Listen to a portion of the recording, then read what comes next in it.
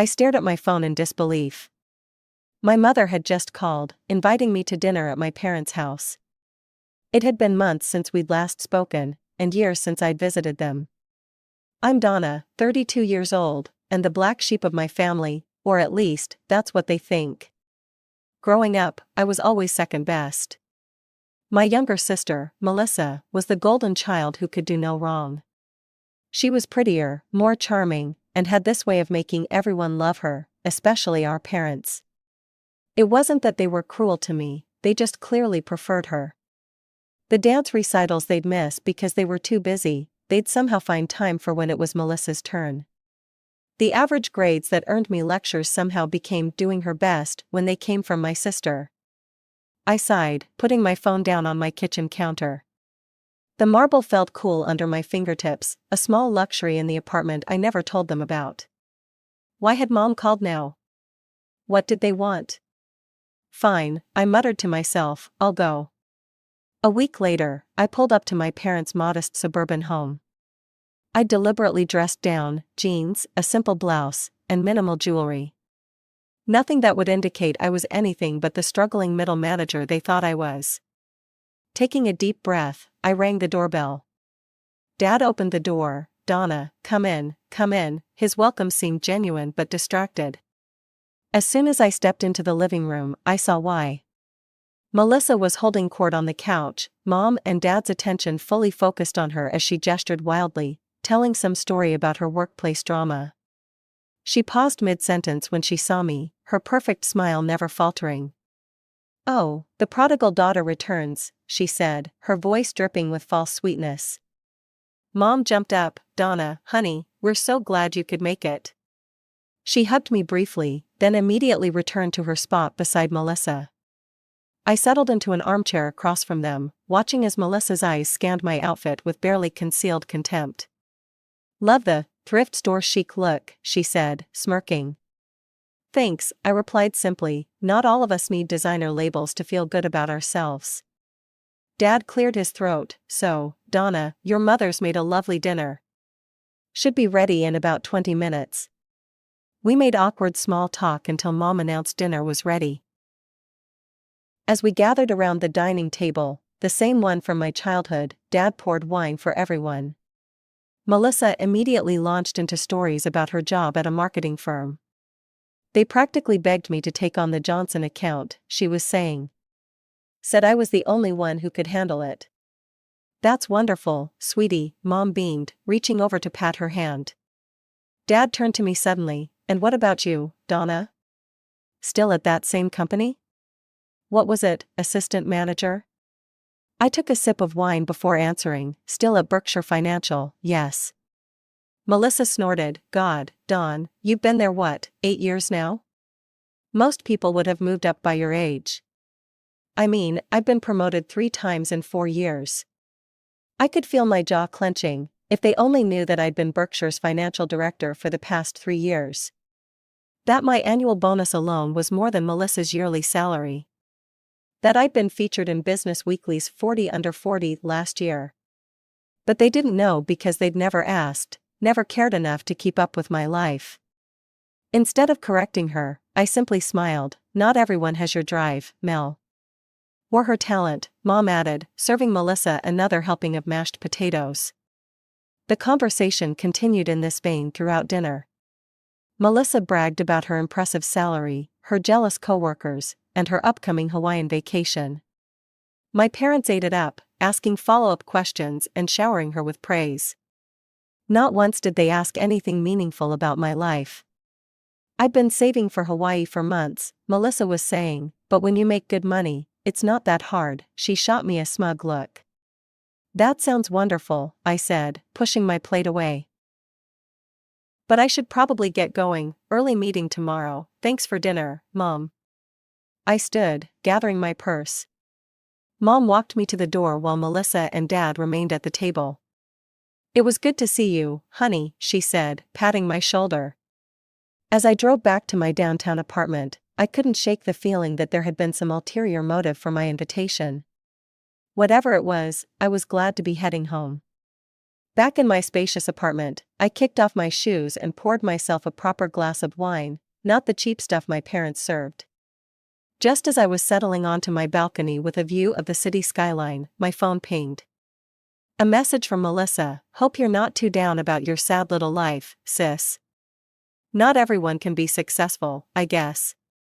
Don't worry though, I'll send you a postcard from Hawaii." I stared at the message for a long moment, then burst out laughing. If she only knew. I closed the message without responding and took another sip of my wine, looking out at the twinkling city lights from my 28th floor luxury apartment. I didn't always have such a strained relationship with my family. When I was very young, before Melissa was born, things were different. I have faint memories of my dad tossing me in the air, my mom reading bedtime stories. But everything changed when Melissa arrived when I was 4. She was the perfect baby, rarely cried, always smiling, with these big blue eyes that seemed to enchant everyone who looked at her. By the time I was 10, the pattern was clear: Melissa was special, and I was just there. I tried everything to win their approval. I joined every club, studied until midnight, volunteered on weekends. In high school, I was valedictorian, debate team captain, and yearbook editor. But when I gave my graduation speech, scanning the audience for my parents' proud faces, their seats were empty. They had taken Melissa to her dance competition instead. That day, something broke inside me. I realized nothing I did would ever be enough. So I stopped trying to impress them and started living for myself. I got a full scholarship to Princeton, graduated with honors, and landed a job at Berkshire Financial. Within 5 years, I was managing my own team. 3 years ago, I was promoted to financial director. And I never told them any of it. I was jarred from these memories by my phone ringing. It was Mom again. I hesitated before answering. "Hello? We're having a family gathering next Saturday. Everyone will be there: Aunt Carol, Uncle Jim, your cousins. We'd like you to come." I frowned. "What's the occasion?" "Oh, just a family meeting. There's something special to announce." Her voice was deliberately vague. I should have said no. Every instinct told me to stay away, but curiosity got the better of me. "Fine, what time?" "4 o'clock, and Donna, try to dress appropriately." I hung up, seething, appropriately, as if I normally showed up in rags. Saturday arrived, and I stood in my walk-in closet, deliberating. I finally chose a simple black dress, Chanel, though you'd only know if you recognized the subtle stitching and fabric quality. To the untrained eye, it looked modest, but it cost more than Melissa's monthly salary. When I arrived at my parents' house, cars lined the driveway. I recognized Aunt Carol's sedan and Uncle Jim's truck. Taking a deep breath, I headed inside. "Donna," Aunt Carol exclaimed, pulling me into a hug. "It's been years, look at you, all grown up and so sensible looking." I forced a smile. "Good to see you too, Aunt Carol." For the next 15 minutes, I made small talk with relatives I barely remembered, all while watching my parents and Melissa huddled in a corner, whispering and occasionally glancing my way. Whatever this announcement was, they were clearly excited about it. Mom finally called everyone to the dining table, which had been extended to accommodate the 15 or so family members present. Once we were all seated with plates of food, she stood and tapped her glass with a spoon. "We've gathered you all here today for a special reason," she began, beaming. "Melissa has some wonderful news to share." Melissa stood, clearing her throat dramatically.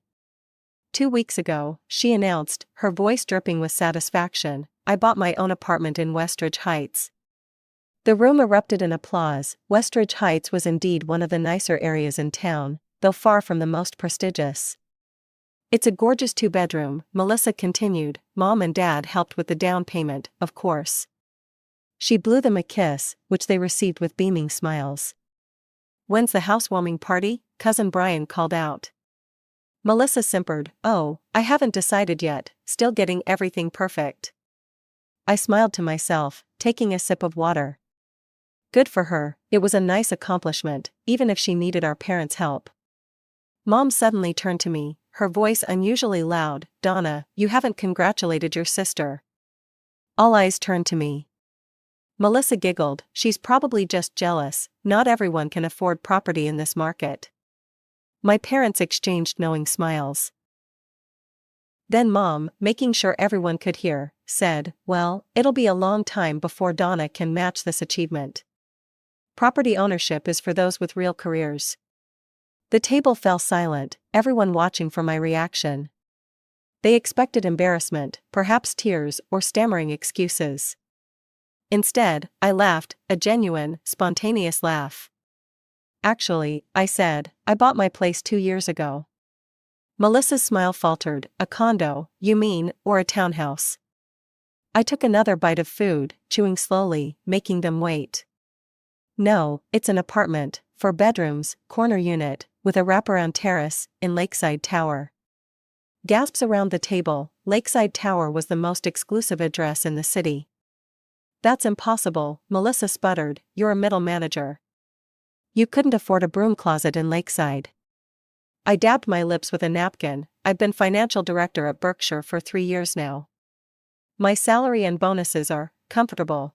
The shock on their faces was priceless, Dad's fork clattered onto his plate. Financial director, he repeated, why didn't you tell us? I met his gaze evenly, none of you ever asked. A heavy silence fell over the table, then Mom's expression suddenly softened. Darling, that's wonderful news. When are you having your housewarming? We'd love to see this apartment. I had my housewarming 2 years ago, I replied calmly, with friends. Mom's smile stiffened, Melissa's face had turned an interesting shade of red. The rest of my relatives were looking at me with newfound interest, as if seeing me for the first time. Uncle Jim raised his glass, well, congratulations, Donna, that's quite an achievement. Others murmured agreement, while my parents and Melissa sat in stunned silence. As dinner continued, I noticed how everyone suddenly wanted to talk to me, ask about my job, my life. People who had barely acknowledged me for years were now hanging on my every word. I didn't stay long after my revelation. The atmosphere had become unbearable, my relatives suddenly fawning over me, Melissa sulking in the corner, and my parents switching between shock and an unsettling eagerness to reconnect. I made my excuses after dessert, citing an early morning meeting. But it's Sunday tomorrow, Mom protested, following me to the door. Global markets don't sleep, I replied, which wasn't entirely untrue. I did have a call with our Tokyo office, but not until the afternoon. The drive home was strangely liberating. For years, I'd hidden my success from them, partly out of spite, partly because their opinion had stopped mattering long ago. Now that the truth was out, I felt oddly light, but also wary. My apartment welcomed me with its familiar comfort. I kicked off my heels and collapsed onto my living room sofa, staring at the city lights through the floor-to-ceiling windows. The revelation at dinner replayed in my mind, and suddenly everything clicked. The random dinner invitation last week, today's family gathering, it all made sense now. They'd wanted to showcase Melissa's achievement and, by contrast, highlight my supposed failures. They'd gathered the entire family to witness my humiliation. Instead, they'd ended up looking foolish, and now they were scrambling to adjust to this new reality where I wasn't the family disappointment.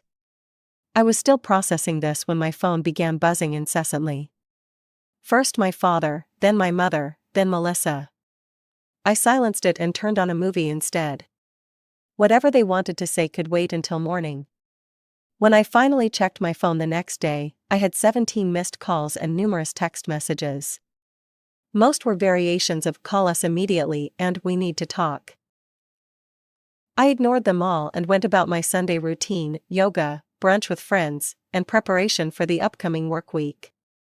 By evening, the messages had taken on a more urgent tone. Finally, a lengthy text from Mom appeared. "Donna, we need to speak with you. Your father and I have given this a lot of thought. We've always supported Melissa financially because we thought you were struggling too much to ask for help. Now that we know you're doing so well, we believe as family we should all support each other. Melissa's having trouble with her mortgage payments. As her successful sister, surely you could help? Call us back immediately." I stared at the message in disbelief, then started laughing so hard I nearly dropped my phone. The audacity was breathtaking. After years of neglect and favoritism, after attempting to humiliate me in front of the entire family, they now expected me to bail out their golden child? I typed a response, "I'm not interested in discussing this. You wanted to embarrass me yesterday, and now you're asking for my help? Please don't contact me again about this matter." I could see the 3 dots appearing and disappearing as Mom started and stopped typing multiple times. Finally, "You're being selfish, Donna, this is what family does. If you refuse, you're choosing to exclude yourself from this family, think carefully about this." I didn't bother responding, instead, I poured myself a glass of wine. There was a strange sense of finality to it, a chapter of my life closing. It hurt, but less than I expected. The next morning at work, I immersed myself in quarterly reports and budget meetings.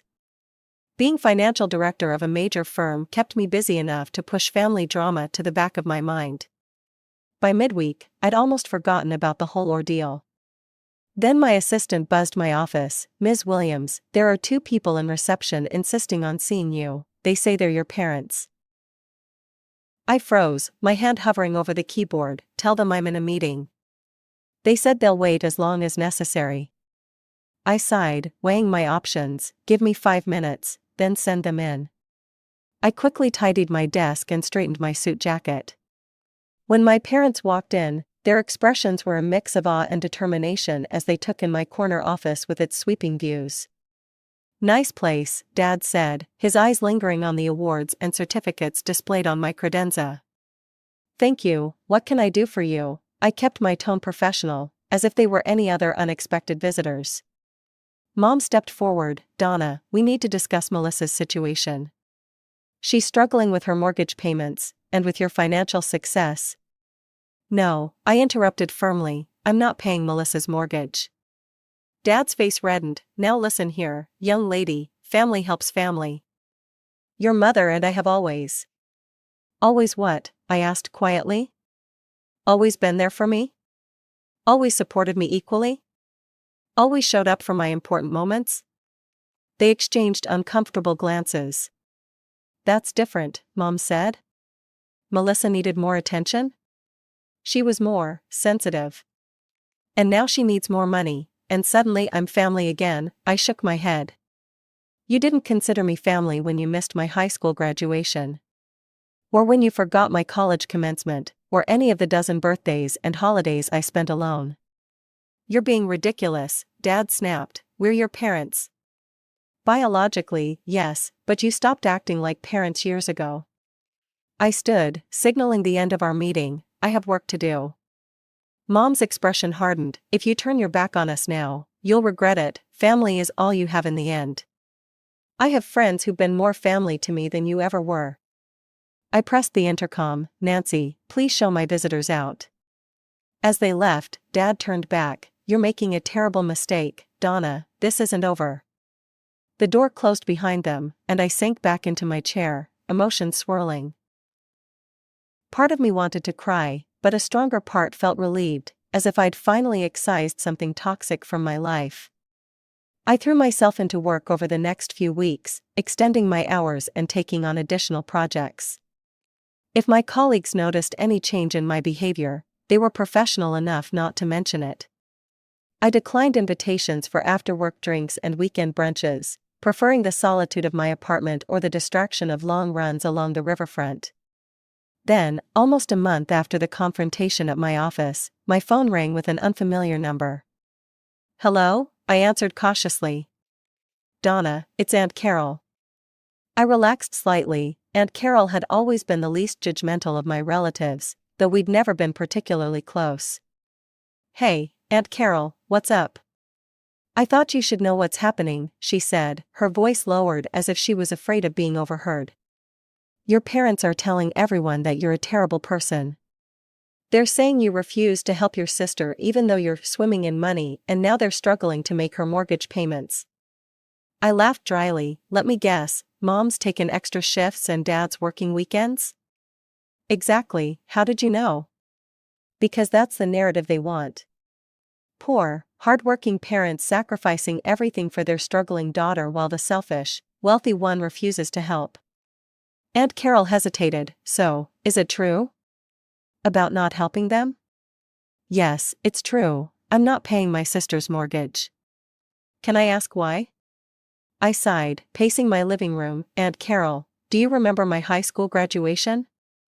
Of course, you were valedictorian, your speech was lovely. My parents weren't there, they went to Melissa's dance recital instead. They didn't come to my college graduation either. Or when I got my first promotion. Or my second. They didn't even know I'd been made financial director until I told them at that dinner. For years, they've treated me like I was invisible unless they needed something to compare Melissa to. I paused, my throat tight, and now, suddenly, they're interested in my life? Only because they think I can solve their problems? The line was quiet for a moment. I didn't realize, Aunt Carol finally said. I knew Melissa got more attention, but I didn't know it was that bad. I just thought you should know what they're saying. Thanks for the heads up, I appreciate it. After hanging up, I wandered to my balcony and looked out at the city skyline. Was I being cold-hearted? Maybe. But years of emotional neglect had taught me to protect myself. My parents had made their choice long ago, repeatedly choosing Melissa over me. Now they could live with the consequences. The next morning, I made a decision. Opening my laptop, I booked a 3-week vacation to Europe, something I'd been putting off for too long. Paris, Rome, Barcelona. I'd visit museums, eat at amazing restaurants, and not think about family drama at all. As I finalized the bookings, my phone lit up with a text from my mother. Your sister got fired yesterday. Now she definitely can't make her mortgage payments. If you don't help, she'll lose her apartment. Is that what you want? I stared at the message, shaking my head at the manipulation. I typed back, what I want is for you all to handle your own problems like adults. I'm going on vacation for 3 weeks. Please don't contact me again. I blocked her number before she could respond, then did the same with my father's and Melissa's. It was drastic, but necessary. I couldn't move forward if I kept getting pulled back into their drama. The day before my flight, I had lunch with my closest friend, Tara. We'd met in college and she'd been my rock through every career milestone and personal crisis. So you're really cutting them off? She asked as we settled into our favorite bistro. I already have, I replied, spreading my napkin on my lap. I blocked their numbers, and I told security at work not to let them in again. Wow, she stirred her iced tea thoughtfully. Are you okay with that? They're still your family. Are they, though? I looked out the window. Family is supposed to support you, care about your achievements, show up when it matters. They've never done any of that. The next day, as I boarded my flight to Paris, I felt lighter than I had in years. The seat next to me was empty, a small luxury on a long flight. I settled in, opened my book, and prepared for takeoff. Just as the flight attendants were closing the doors, my phone pinged with an email notification. It was from an unfamiliar address, but the subject line read from Dad. I hesitated, then opened it. Donna, your mother and I are disappointed in your childish behavior. Blocking our numbers? Refusing to discuss family matters? This isn't how we raised you. Melissa is struggling, and as her sister, you have a responsibility to help. We've had to dip into our retirement savings to cover her mortgage this month. Is this really the daughter we raised? A selfish woman who puts luxury vacations above family needs? Think about your actions while you're gallivanting around Europe. I deleted the email without responding, then put my phone in airplane mode. The engines roared to life, and soon we were climbing above the clouds. Below me, the city grew smaller and smaller until it was just a speck, and then nothing at all. For 3 weeks, I immersed myself in art, history, and culture. I walked the streets of Paris at dawn, watched the sunset from a Barcelona beach, and ate gelato by the Trevi fountain. I took hundreds of photos, but shared none on social media where my family might see them. These moments were for me alone. On my last night abroad, sitting at a small cafe in Rome, I realized something. I wasn't angry anymore. The hurt was still there, a dull ache beneath my ribs, but the burning resentment had faded. My parents and Melissa had made their choices, and I had made mine. We were all living with the consequences. When I returned home, tanned and refreshed, my apartment felt even more like a sanctuary. On my kitchen counter was a stack of mail, bills, magazines, and a postcard from Tara who'd gone to Seattle for a conference. Nothing from my family. I unpacked, ordered takeout, and settled onto my balcony with a glass of wine. I was free, not just financially, but emotionally. The path ahead was mine alone to choose, unburdened by expectations and old wounds. I raised my glass to the night sky and smiled, here's to moving forward.